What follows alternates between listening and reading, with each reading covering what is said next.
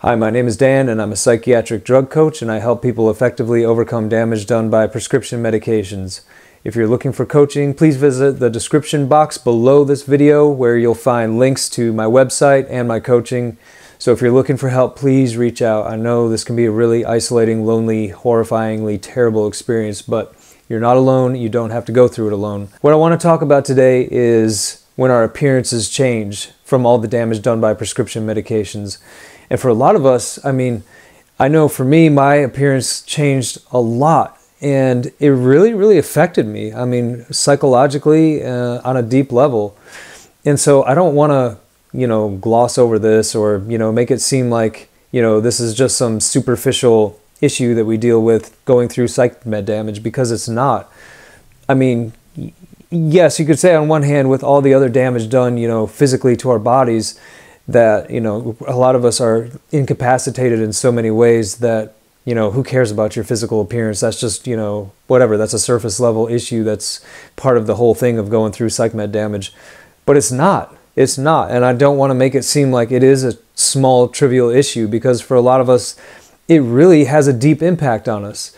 So for example, for me, when I came off of everything, I had really bad benzo belly for a long time. I still have benzo belly, okay? I still have benzo belly. That's why when people ask me, am I healed? I say, yes, I am. Like, I can do everything that I want to do in my life today, but I still have benzo belly. It still affects me. And so I put myself at around 85% healed, but I still get like the distended belly that like sticks out a lot, and it doesn't affect me nearly as much as it used to. But early on, my belly stuck out so far. It literally, it looked like I swallowed a beach ball. And I'm a thin guy, and I had this huge pot belly gut, and I couldn't wear my old clothes anymore.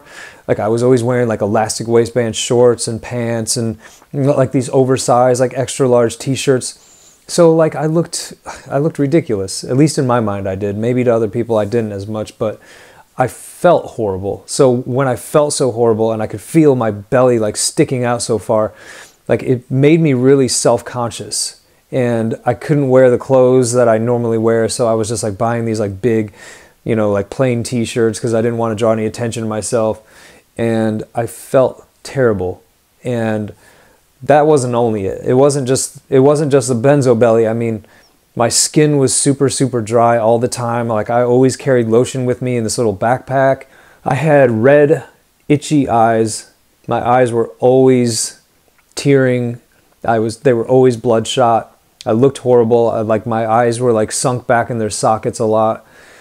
My hair was bad. It became really dry, really brittle. I lost hair. It was falling out. I had up here, around the top of my head, I was getting a bad receding hairline. Most of it's come back. It's not as bad as it used to be, but for a while it was bad. I remember hanging out with my friend one time and I was telling him about this, and I kind of moved my hair back and I showed him my hairline, and he was just whoa, what happened, dude? Benzo damage, man. That's what happened. That's what happened to me. I was just wrecked by these drugs. So my hair was bad. My eyes looked really bad. My skin was bad. I always had these big bags underneath my eyes. My eyes it was always this weird nerve sensation around my eyes. I couldn't focus my eyes very well. So it just kind of caused me squint a lot. And I don't know. I didn't look very good with the benzo belly and everything. The other big thing for me was, as I said, I'm already a pretty thin guy, and I had a lot of muscle wasting where the muscle just melted off my body through this process. I couldn't put muscle on. It didn't matter how much I worked out. It didn't matter what I ate. I could not gain muscle. And I was just this skinny stick guy with a huge belly, this big distended belly. My skin was bad. My hair was bad. I felt awful. I just felt disgusting. I felt wretched. And I don't care if this comes off as sounding, very surfacey level, superficial. I don't care, because it affected me. And that's the thing that matters, is it really psychologically, this was already the hardest thing psychologically I've ever had to go through. And on top of it, I looked horrible going through it.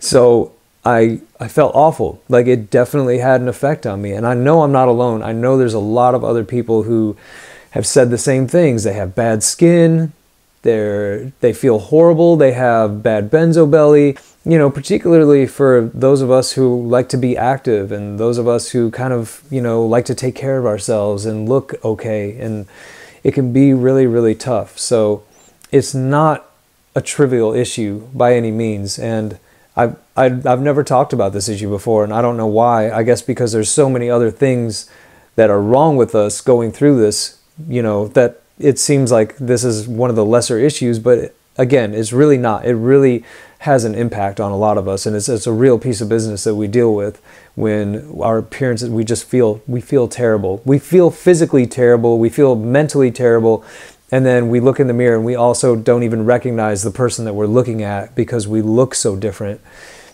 All of this is really, it's like a cumulative thing that makes us all feel so horrible going through this process. And I want to bring light to that. I want to share with you that I've also been through that, and it took me quite a few years to get back to a place where I felt like I looked like the person that I used to look like, where I was able to actually go to the gym and put on a little bit of muscle and put on a little bit of weight, and my benzo belly started to go down and recede. So, you know, I didn't have this like big, huge pot belly that I was walking around with anymore. And yeah, it took time for me to get back to a place where I just felt comfortable in my body again. And that was one of the biggest things for me, is I just, throughout this whole process, never felt comfortable in my body. If you're going through this, you know exactly what I'm talking about. You feel horrible in your body.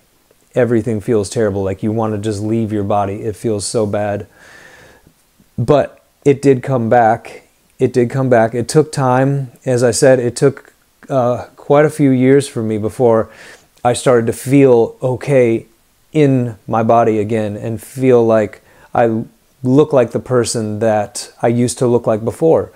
And actually, in a lot of ways, like I feel like I look even better now than I did beforehand, particularly when I was on all this cocktail of medication. So it can come back, and it will come back for you. It's a matter of time. The biggest thing about going through psych med withdrawal is how much it's taught me patience and perseverance, and showed me that this whole thing has been a marathon. It's not been a sprint. You know, it's taken time for me to get from where I was at to where I am now.